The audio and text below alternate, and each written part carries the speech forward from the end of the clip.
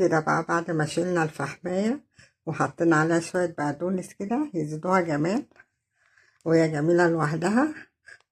طلعت أحلى كفتة معانا وسهلة وبسيطة، وحاجتنا في البيت أنضف 100,000 مرة من الشارع، لأن احنا جايبين لحمة بلدي ضامنينها وعارفين عاملينها ازاي بنظافة وبحب وباعتنا.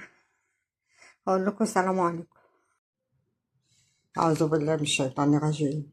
بسم الله الرحمن الرحيم. ازيكم يا حبايبي، عاملين ايه؟ النهارده الخميس، ربنا يجعله يوم جميل ليكوا ولينا. هنعمل النهارده مع بعض كفتة مشوية. معايا هنا بتاع كيلو 300 جرام لحمة، زي ما انتوا شايفين كده، لحمة فيها ملبس ماشي. ومعايا هنا بصل عاملاه في الكبة منعمة خالص. ومعايا هنا شوية بقدونس، ورق بقدونس، يعني ورق بقدونس، مش البقدونس من العروق. معايا هنا خلطة كفتة. بنزل أول حاجة بخلطة الكفتة، طبعا اللي هي مش عايزة بقى أي توابل تانية هتحطيها على الكفتة. ومعايا هنا شوية ملح، وأنزل كده بالبصل، وأنزل بالبقدونس، وأقلب كل ده تقليبة حلوة أوي أوي مع بعض.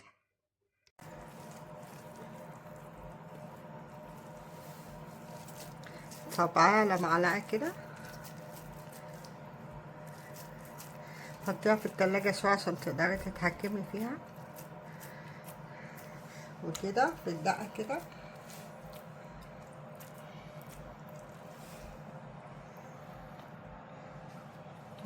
بس كده خلاص. تزوقيها طبعا طماطم شيري تتشوي معاها وفلفل أبيض. كده بقى خلصنا معانا الكفتة وعملناها بالجمال والشياكة والنظافة والحلاوة وكل حاجة حلوة عشان تفتح النفس. هنروح بقى نحطها في الفرن.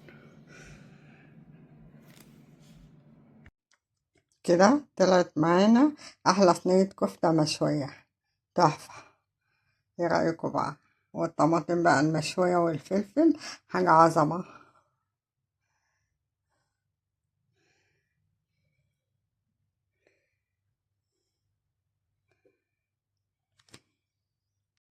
كده بقى حطيت فحماية وحبة زيت واخليها واغطيها.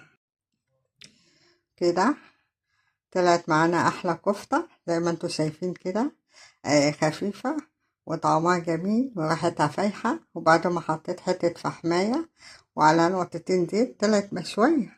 مشوية كده ولا مش مشوية؟ ماشي، احلى من الكفتة بتاعت بره. واقول لكم تسلم ايدي، ودايما اقدم لكم جديد واحلى حاجه بعملها. واقول لكم بالهنا والشفا. والعين بتاكل قبل البق، طبعا هي مش محتاجه اي كلام، وتتاكل كده حاف من غير اي حاجه يعني. واقول لكم سلام عليكم والف هنا وشفا.